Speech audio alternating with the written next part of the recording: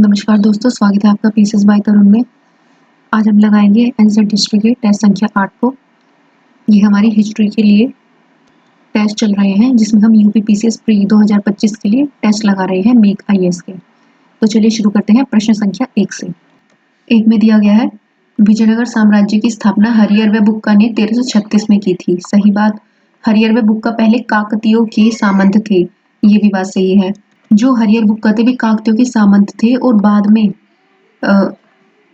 ये कंपीली कर एक राज्य था, कंपीली, उसके मंत्री भी बने थे हरिहर और बुक्का। और फिर मोहम्मद बिन तुगलक के टाइम पर मोहम्मद बिन तुगलक ने कंपीली राज्य पर आक्रमण किया। उसके बाद हरिहर बुक्का को अपने बंदी बनाकर दिल्ली भेज दिया गया और वहां पर बताइए आपको इन्होंने इनसे मुस्लिम धर्म अपनाया गया था। और फिर जब मुस्लिम धर्म अपनाया उसके बाद इन्होंने वहां से भागकर विजयनगर साम्राज्य की स्थापना की। 2 में देख लेते हैं, विजयनगर साम्राज्य में निम्नलिखित राजधानियों को कालक्रम में कीजिए। तो सबसे पहले क्या थी उनकी राजधानी? उन्होंने बनाई थी अनेगोंडी, पहले नंबर पर ये थी। दूसरे नंबर पर बनाई थी उन्होंने विजयनगर, तीसरे नंबर पे पेनुगोंड और चौथे नंबर पे थी उनकी चंद्रगिरी, यानी 2413 ऑप्शन नंबर सी सही। आगे बढ़ते हैं, हरिहर प्रथम के संदर्भ में निम्नलिखित कथनों पर विचार कीजिए। इसने अनेगोंडी के स्थान पर विजयनगर को अपनी राजधानी बनाया। बिल्कुल सही भाई। सबसे पहले अनेगोंडी, फिर विजयनगर, फिर हमारा पेनुगोंडी और उसके बाद चंद्रगिरी। इसने अपने भाई बुक्का के साथ सहकारिता के आधार पर संयुक्त शासन किया, ये भी बात सही। तो इसमें दोनों बातें सही हो गई। प्रश्न संख्या 4 में दिया है, बुक्का प्रथम के संदर्भ में निम्नलिखित कथनों पर विचार कीजिए। वह विजयनगर साम्राज्य के सालुव वंश का प्रमुख था। भाई नहीं, सालुव नहीं, संगम वंश। और आपको पता होगा संगम हरिहर और बुक्का के पिता का नाम था, जिनके नाम पर उन्होंने इस वंश की शुरुआत की, संगम वंश के नाम से। तो ये गलत हो गया। उसे 3 समुद्रों का अधिपति भी कहा जाता था। क्यों कहा जाता था भाई? क्योंकि इधर ये आपका इंडिया का मैप हो गया, इधर आपका क्या हो गया, इधर आपका अरब सागर हो गया, इधर बंगाल की खाड़ी हो गया और नीचे आपका क्या था, हिंद महासागर। तो इसी एरिया पर तो शासन किया था इन्होंने, तो तीनों इनके अंडर में थे एक तरीके से। इस प्रकार इस क्वेश्चन का आंसर क्या होगा? Option number A. 5 में दिया है, बुक्का प्रथम के समय में बहमनी व विजयनगर साम्राज्य के बीच लंबे समय तक चलने वाली युद्ध की शुरुआत हुई। जी हाँ, रायचूर दोआब पर नियंत्रण को लेकर दोनों राज्यों के हित टकराते थे, ये भी बातें सही है। इसमें कौन सा सही होगा? ऑप्शन नंबर सी, कथन और कारण दोनों सही है। रायचूर दोआब कृष्णा और तुंगभद्रा नदियों के बीच स्थित था। तो भाई ये बात सही होगी। जो इन दोनों के बीच का जो क्षेत्र था ना, वहां पर बहुत ज्यादा हीरे और जो हमारे लोहे की खानें होती थी उनके लिए प्रसिद्ध था ये वाला क्षेत्र। दूसरा दिया है, कृष्णा नदी के उत्तर में बहमनी व दक्षिण में विजयनगर साम्राज्य था, ये भी बात सही है। भी कृष्णा नदी ऐसे है तो यहाँ पर ऊपर की साइड, यहाँ पर इंडिया में ऐसे, यहाँ पर बहमनी राज्य होगा, यहाँ पर विजयनगर साम्राज्य हो गया। तो इसमें दोनों सही हो गए। 7 में दिया है, बुक्का प्रथम के संदर्भ में निम्नलिखित कथनों पर विचार कीजिए। उसे वेद मार्ग प्रतिष्ठापक की उपाधि प्राप्त हुई। भाई ये बात सही होगी।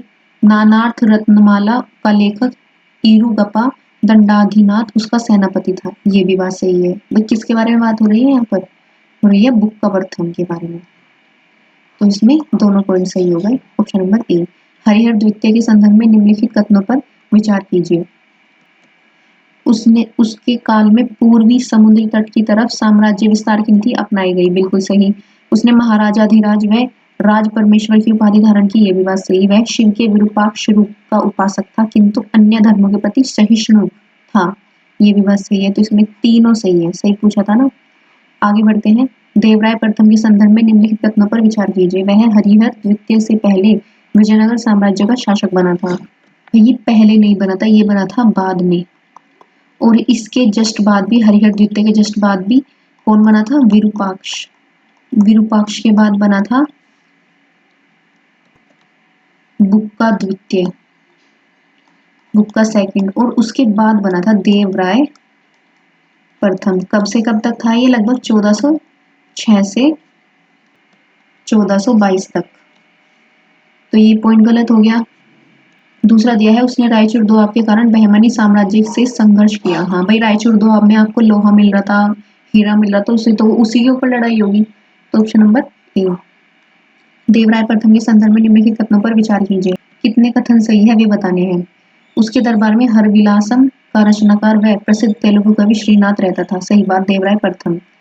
उसके समय फारसी राजदूत अब्दुल रज्जाक ने विजयनगर की यात्रा की। नहीं भाई, अब्दुल रज्जाक ने की थी, यह था आपके देवराय द्वितीय के टाइम पर, ना कि फर्स्ट के। सेकंड के टाइम पर अब्दुल रज्जाक आया था, तो इसमें कितने सही हो गए, केवल 2। देवराय द्वितीय के संदर्भ में निम्नलिखित कथनों पर विचार कीजिए। ये तुलु वंश का महानतम शासक माना जाता है। तो भाई ये तुलु वंश का नहीं था, ये था हमारे संगम वंश का। तो पहला गलत हो गया। उसके अभिलेखों में से गजबेटकर मतलब हाथियों का राजा, गजबेटकर का मतलब है हाथियों के राजा के बारे में, तो ये बात सही है। उसने सर्वप्रथम सेना में तुर्क धनुर्धारियों की नियुक्ति की, ये भी बात सही है। मतलब मुस्लिमों को उसने धनुर्धारियों के रूप में अपनी सेना में शामिल किया था। उसके शासनकाल में इतालवी यात्री निकोलो कोंटी विजयनगर आया था। नहीं, निकोलो कोंटी नहीं आया था, आपको बताया ना, अब्दुल रज्जाक आया था। तो ये ऑप्शन गलत थी।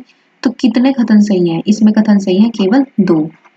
देवराय द्वितीय के संबंध में निम्नलिखित कथनों पर विचार कीजिए। वह साहित्य का संरक्षक और संस्कृत का महान विद्वान था।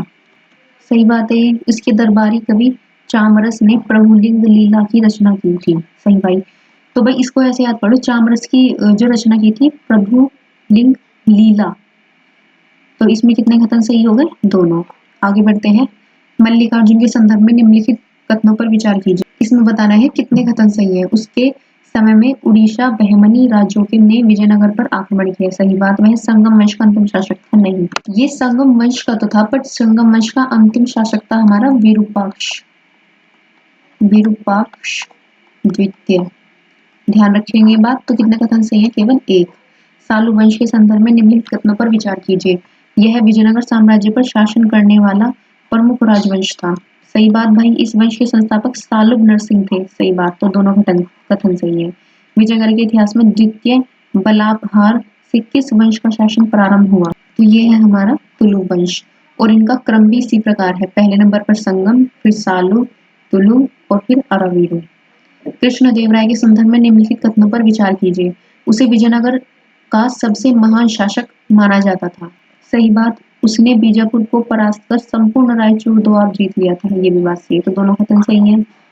कृष्णदेवराय ने पुर्तगालियों से अच्छे संबंध थे। वह उनसे सबसे पहले संधि की थी। किसने? कृष्णदेवराय ने। सही बात। पुर्तगाली घोड़ों की आपूर्ति करते थे तथा विजयनगर की भांति पुर्तगालियों की भी बहमनी साम्राज्य से शत्रुता थी। ये भी बात सही है। तो इसमें दोनों कथन सही है और कारण भी सही है। आमुक्तमाल्यद ग्रंथ के संदर्भ में निम्नलिखित कथनों पर विचार कीजिए। संस्कृत भाषा में लिखा गया है। यह आपका संस्कृत भाषा का नहीं है, यह आपका तेलुगु का है, तेलुगु ग्रंथ। तो पहला गलत। दूसरा दिया है इसमें कृष्णदेव राय के राजनीतिक विचारों एवं प्रशासनिक नीतियों का विवेचन है। ये भी बात ठीक है। एक्चुअली इसमें हमारी एक अन्यार करकर, अन्यार अंडाल हमारी एक महिला संत, इनके विवाह किसके साथ? विष्णु के अवतार कहे जाने वाले रंगनायक, उनकी स्टोरी भी है इसमें। किसमें? अमुक्तमाल्यद में। तो कितने कथन सही है? केवल दूसरा। 19 में दिया है महान विद्वान में विद्या प्रेमी होने के कारण कृष्णदेवराय को अभिनव भोज भी कहा जाता था। सही बात। कृष्णदेवराय ने तेलुगु में जामवंती कल्याणम नामक पुस्तक की रचना की। भाई तेलुगु में नहीं की थी, ये थी हमारी संस्कृत में। संस्कृत।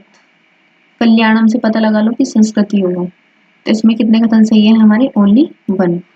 विजयनगर के शासक कृष्णदेवराय के दरबार के अष्ट दिग्गज कवियों में सम्मिलित थे। भाई उनमें हमारे अल्लसानी पैनद भी थे, नंदी भी थे, पिंगली सूरन भी थे और तेनाली रामकृष्ण, यानी कि चारों ही थे। निम्नलिखित कथनों पर विचार कीजिए। कृष्णदेव राय ने विजयनगर के निकट अपनी मां की स्मृति में नागलपुर नामक नगर की स्थापना की थी। दूसरा दिया है बाबर ने अपनी आत्मकथा में कृष्णदेव राय को तत्कालीन भारत का सबसे शक्तिशाली शासक बताया था।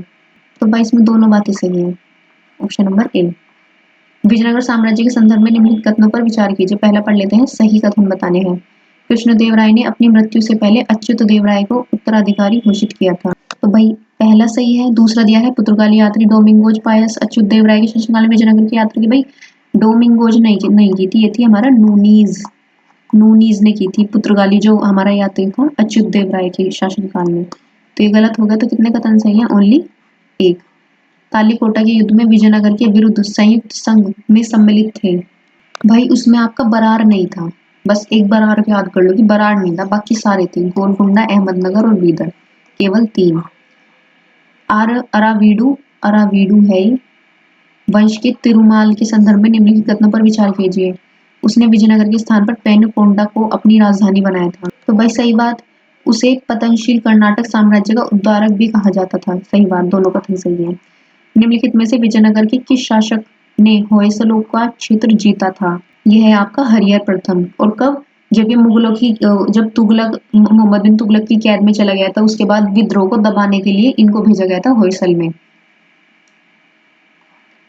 26वां देख लेते हैं। वेंकट द्वितीय के संदर्भ में निम्नलिखित कथनों पर विचार कीजिए। इसने पुर्तगाली को वेल्लोर में गिरिजाघर निर्मित करने की अनुमति दी थी। तो ये हो गया सही। यह विजयनगर साम्राज्य का अंतिम शासक था। नहीं भाई, विजयनगर साम्राज्य का अंतिम शासक था श्रीरंग तृतीय।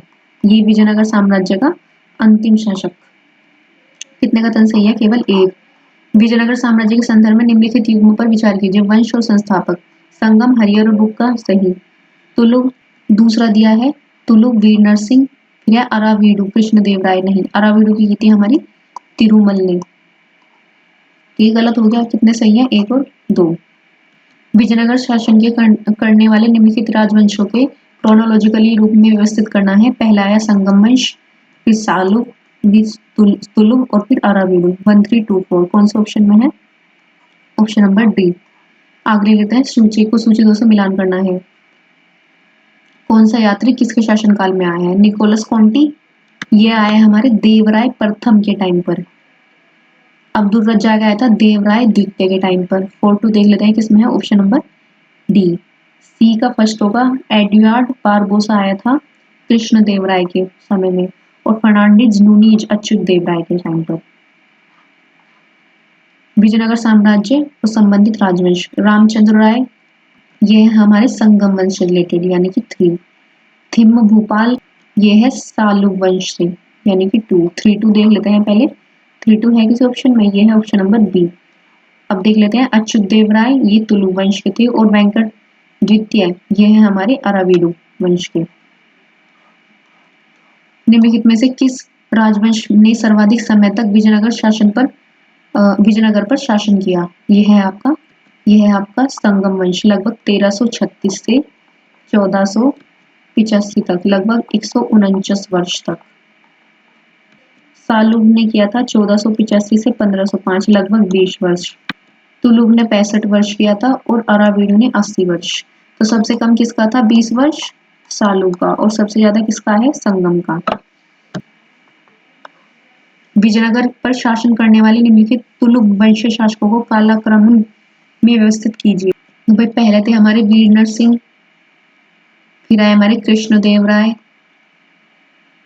फिर अच्युत देव राय, और सबसे लास्ट में सदाशिव राय। 1 3 2 4, यानी कि ऑप्शन नंबर बी। आगे देख लेते हैं। 33 में दिया है विजयनगर साम्राज्य में किसानों की आर्थिक स्थिति पर इतिहासकार एक मत नहीं है। सही। विजयनगर साम्राज्य की यात्रा करने वाले अधिकांश यात्रियों को ग्रामीण जीवन का बहुत कम अनुभव हुआ था। उन्होंने इस विषय पर मात्र सामान्य टिप्पणी दी थी। ये भी बात सही है, तो दोनों कथन सही है और कारण भी सही है। निम्नलिखित में से कौन सा एक युग्म सुमेलित नहीं है? जो नहीं है वो बताना है। अमुक्तमाल्यद पढ़ाया था आपको ऊपर, अभी बताया था तेलुगु महाकाव्य है, तेलुगु भाषा में लिखा हुआ है। तो भाई इसके रचयिता है आपके कृष्णदेव राय, और इस प्रश्न में बताना है कौन युग्म सुमेलित नहीं है। ये सुमेलित है।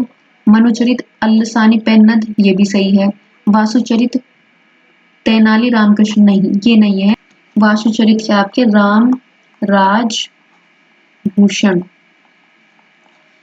ये वाला होगा इसमें इनकरेक्ट। राघव पांडवियों पिंगली सूरन, ये भी सही है। आगे देख लेते हैं। 35 में विजयनगर प्रशासन में मंदिरों की महत्वपूर्ण भूमिका थी। सही बात। मंदिर का कर संग्रह, विकास कार्य, सिंचाई जैसे कार्य करते थे। तो भाई ये भी बात सही है, तो उसमें होगा option number C correct. Vijayanagar साम्राज्य में प्रशासन की सबसे छोटी इकाई क्या थी? इसमें है हमारी सबसे छोटी इकाई है उर। उर किसे कहा जाता था? सभा को। नाडु किसे कहा जाता था? जिला को। मेला ग्राम 50 गांवों का समूह। कोट्टम मान लो आप कमिश्नरी हो एक तरीके की। तो सबसे छोटी इकाई होगी हमारी उर। विजयनगर प्रशासन में सैनिक व असैनिक अधिकारियों को विशेष सेवाओं के बदले दिए जाने वाला भू अनुदान कहलाता था। यह है हमारा अमरम। ब्रह्मादेव ब्रह्मों को दिए जाने वाली कर मुक्त चीजें। एक देवदय, यह है मंदिर को दी जाने वाली कर मुक्त जमीन। मठपुर है मठों को दी जाने वाली कर मुक्त जमीन। और यह है ब्राह्मणों को दी जाने वाली कर मुक्त जमीन। सूची 1 को सूची 2 से मिलान करना है। देवगिरी मिलेगा आपका यादव वंश। वारंगल काकतीय। द्वार समुद्र होगा आपका होयसल। और मदुरै होगा आपका पांड्य। तो क्या हो गया हमारा 4 काकतीय 2 1 और 4, ऊपर वाला 3 था 3 2 1 4, यानी कि option number B correct. Vijayanagar साम्राज्य के संदर्भ में निम्नलिखित ग्राम का चौकीदार कौन कहलाता था विजयनगर साम्राज्य में? ये कहा जाता था हमारा तलरी। आगे देख लेते हैं विजयनगर साम्राज्य का नायककार व्यवस्था से संदर्भ निम्नलिखित कथनों पर विचार कीजिए। इस व्यवस्था में पर्याप्त रूप से सामंतवादी लक्षण थे जो विजयनगर साम्राज्य के पतन का कारण बने थे। तो भाई सही होगी ये बात। तो नायक भू सामंत होते थे, नायक, जिन्हें वेतन के बदले एवं स्थानीय सेना के खर्च को चलाने के लिए विशेष भूखंड दिया जाता था, मतलब जमीनें दिए जाती थी। तो इसमें है हमारे दोनों कथन सही। 41 में दिया है सूफी विचारधारा में ने भारतीय समाज में प्रचलित अंधविश्वास, जातिवाद, सांप्रदायिक वैमनस्य आदि को दूर करने का प्रयास किया। सही बात। सूफी संतों ने प्रेम, विश्वास व एक ईश्वर के प्रति समर्पण के सिद्धांत का प्रचार किया। ये भी बात सही। तो दोनों बातें सही हो गई। निम्नलिखित कथनों पर विचार कीजिए। भारतीय दर्शन में रहस्यवाद सूफीवाद से प्रभावित था। तो भाई सही बात। सूफीवाद की शुरुआत सर्वप्रथम सऊदी में नहीं हुई थी, ये हुई थी ईरान से शुरू। तो ये गलत हो। कितने कथन सही है? ओनली 1। निम्नलिखित में से किस सूफी संत ने अपने अनलहक मैं ईश्वर हूँ घोषित किया था? यह आपके मंसूर बिन हल्लाज। सूफी संतों के विचारों एवं कथनों को संकलन को सामूहिक रूप से क्या कहा जाता है? ये कहा जाता है मलफुजात। राज्य नियंत्रण से मुक्त आध्यात्मिक क्षेत्र को सूफी शब्दावली में क्या कहा जाता है? कहा जाता है विलायत। निम्नलिखित कथनों पर विचार कीजिए। सूफीवाद में फना बका का तात्पर्य सांसारिक प्रवृत्तियों का अंत है। सही बात। सूफी संत समा, रक्स, संगीत एवं नृत्य को ईश्वर प्राप्ति में सहायक मानते थे। ये भी बात सही है। तो इसमें कितनी बातें सही होगी? दोनों। निम्नलिखित में से वहदत उल वजूद ईश्वर का एकत्व का सिद्धांत प्रतिपादित किया था। यह इब्र अल अरबी ने। सूची 1 को सूची 2 से मिलान करना है। ये सुहरावर्दी है, हमारे संबंधित संत बहाउद्दीन जकारिया। फिरदौसी है हमारे शेख बदरुद्दीन समरकंदी, यानी कि 2। और ये क्या था? 3 3 2 1 ऑप्शन में है ऑप्शन नंबर सी। कादरी हो गए हमारे शाह नियामतुल्लाह। और नक्शबंदी हो गए हमारे ख्वाजा बाकी बिल्ला, यानी कि 4। भारत में निम्नलिखित सूफी सिलसिलों के आगमन को कालक्रमानुसार व्यवस्थित कीजिए। तो भाई सबसे पहले संत है हमारे चिश्ती सिलसिला, फिर फिरदौसी, फिर शत्तारी और फिर नक्शबंदी एक साथ लगे हुए हैं, यानी कि 1 2 3 4। ख्वाजा मोइनुद्दीन चिश्ती के संदर्भ में कथनों पर विचार कीजिए। भारत में चिश्ती सिलसिले के संस्थापक थे। भाई ये गजनवी के साथ नहीं आए थे, गोरी के साथ आए थे, मोहम्मद गोरी के साथ 1192 के आसपास। ये गलत हो गया, पहले वाला सही है। और इनके गुरु का नाम क्या था? हारून निजामी कर थे इनके गुरु चिश्ती के। ये होगा आपका कितने सही? केवल एक सही। ख्वाजा कुतुबुद्दीन बख्तियार काकी के संदर्भ में निम्नलिखित कथनों पर विचार कीजिए। ख्वाजा मोइनुद्दीन चिश्ती के शिष्य थे। सही बात। ये सुल्तान इल्तुतमिश के समकालीन थे। ये भी बात सही है। तो इसमें दोनों बातें सही होंगी। शेख फरीदुद्दीन गज ए शकर के संदर्भ में निम्नलिखित कथनों पर विचार कीजिए। कौन सा सत्य है वो बताना है। इनके वचन गुरु ग्रंथ साहिब में संकलित है। सही। इनके कारण चिश्तिया संप्रदाय भारत में लोकप्रिय हुआ। ये भी सही। तो दोनों कथन सही है।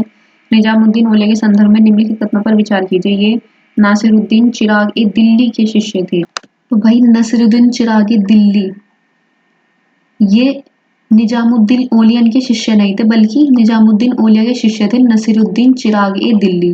तो ये गलत हो गया। इनका जन्म वर्तमान में ईरान में नहीं बदायूं में हुआ था, यूपी का बदायूं। तो ये भी गलत। इनके सबसे प्रिय शिष्य अमीर खुसरो थे। तो ये वाला पॉइंट सही है। तो कितने पॉइंट सही होंगे? ऑप्शन नंबर सी।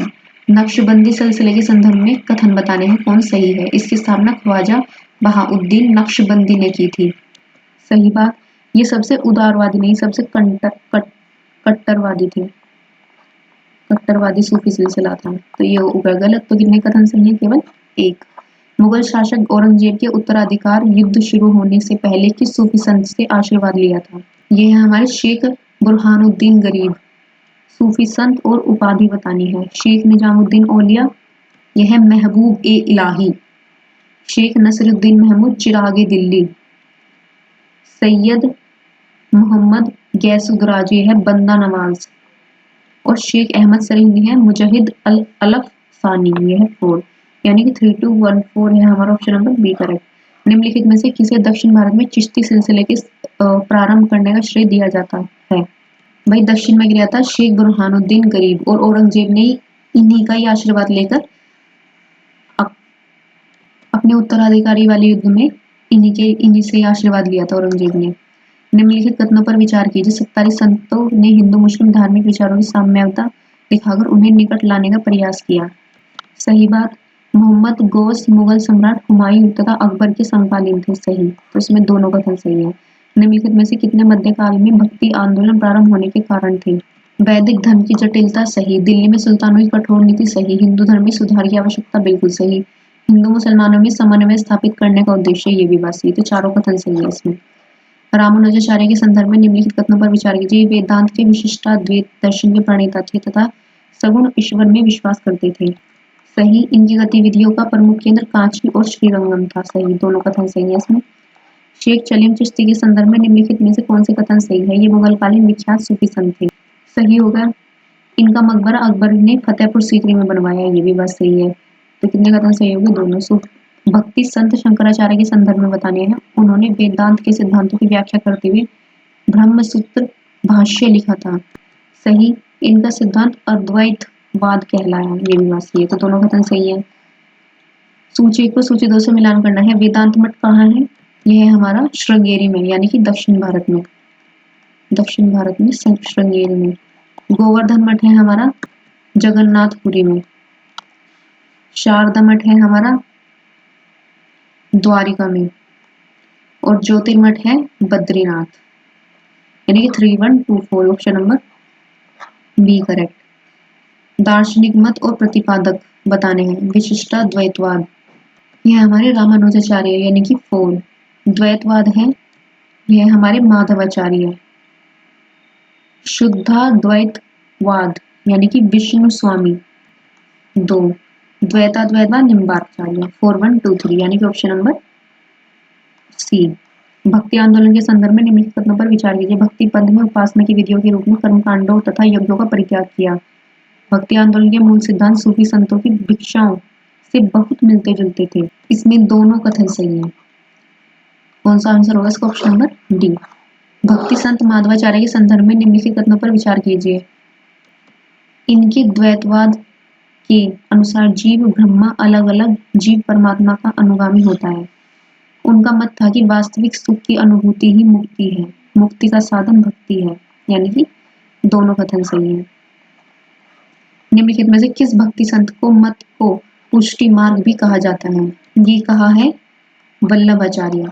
निम्नलिखित में से कितने अष्टचाप के कवि थे? अष्टचाप के कवि कितने थे? ये है कुंभनदास, सूरदास और चतुर्भुजदास। तुलसीदास हमारे राम भक्ति काव्यधारा के कवि थे। तो कितने कथन सही है इसमें? केवल 3। निम्नलिखित में से किस भक्ति संत ने दक्षिण और उत्तर भारत के भक्ति आंदोलन के बीच सेतु का काम किया? यह है संत रामानंद। निम्नलिखित में से कौन सा एक युग्म सुमेलित नहीं है? इसमें पहले जो सुमेलित है अभी देख लेते हैं। गुरु अंगद गुरुमुखी लिपि के जनक कहे जाते हैं। गुरु रामदास अमृतसर के संस्थापक। और अमृतसर में जो स्वर्ण मंदिर है उसको निर्माण करवाया था हमारे अर्जुन देव ने, स्वर्ण मंदिर। और अकाल तख्त की स्थापना नहीं की थी, इन्होंने स्वर्ण मंदिर का निर्माण कराया था। और इन्होंने गुरु ग्रंथ साहिब को संकलित किया था। और फिर बाद में जहांगीर ने इनको फांसी दिलवा दी थी। गुरु गोविंद सिंह खालसा सेना के गठन किया। तो ये भी सही है। तो सुमेलित कौन नहीं है? ऑप्शन नंबर सी। कबीरदास के संदर्भ में निम्नलिखित कथनों पर विचार कीजिए। वे सिकंदर लोदी के समकालीन थे। सही बात। वे साकार और सगुण नहीं, वे निर्गुण के थे। निर्गुण, निर्गुण और निराकार के उपासक। दूसरा इनकरेक्ट हो गया। तीसरा दिया है उनकी शिक्षाएं बीजक नामक ग्रंथ में संग्रहित है, तो ये तो बात सही है। Option number C correct. संत दादू दयाल के संदर्भ में बताना है। इनका जन्म वर्तमान में पंजाब राज्य में हुआ था। इनका जन्म पंजाब में नहीं, इनका हुआ था अहमदाबाद। अहमदाबाद तो गलत हो गया ये। इनका विश्वास था कि गृहस्थ का सहज जीवन आध्यात्मिक अनुभूति के लिए अधिक उपयुक्त है, ये बात सही है। ऑप्शन नंबर सी।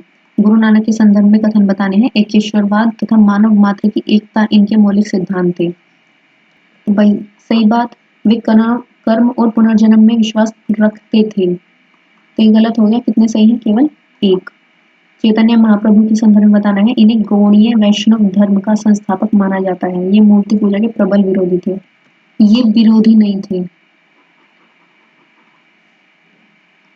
तो पहला सही होगा। तो कितनी सही होगी इसमें? Option number D. मध्यकालीन भारत के संदर्भ में निम्नलिखित कथनों पर कितने भक्ति संत निर्गुण ब्रह्मा उपासक थे? निर्गुण ब्रह्मा उपासक। अब देखिए रामानुज आते हैं हमारे सगुण में, दादू दयाल निर्गुण, और जो सूरदास थे हमारे दोनों में आते हैं, सगुण और निर्गुण दोनों भक्ति शाखाओं में। गुरु नानक आएंगे आपके निर्गुण में। तो क्वेश्चन में क्या पूछा है? निर्गुण ब्रह्मोपासक बताने हैं, तो कौन कौन से होंगे हमारे? दादू दयाल और गुरु नानक। टेक्निकली दो हो गए, बट सूरदास भी थे, उनके में दोनों के तत्व पाए जाते थे, तो आप इसको केवल 3 करना। और अगर आपको ये टेस्ट लगाते हुए आपको क्वेश्चंस ठीक लग रहे हैं और आपको ये टेस्ट हेल्पफुल हो रहे हैं, तो वीडियो को लाइक करें ज़्यादा से ज़्यादा और चैनल को सब्सक्राइब कर दें। मिलते हैं आपसे नेक्स्ट वीडियो में, तब तक के लिए जय हिंद, जय भारत।